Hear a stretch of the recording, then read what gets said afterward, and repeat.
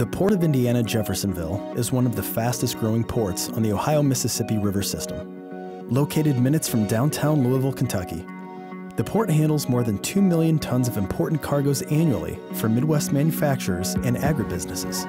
It has attracted over 30 companies and service providers since opening in 1985 and provides a foreign trade zone for international businesses. Port companies have year-round barge access to 20 states through the Inland Waterways system and to the world by transshipment with ocean vessels in the Gulf of Mexico. The 1,000-acre port offers hundreds of acres of multimodal industrial sites, as well as on-site warehousing and distribution facilities with access to the Ohio River and multiple Class I railroads. Located in the United States Automotive and Appliance Alley, the port has a steel campus that provides a range of synergies for metal processors and supplies components for all the top 6 automakers in the nation, including the nearby Ford, Honda, and Toyota plants.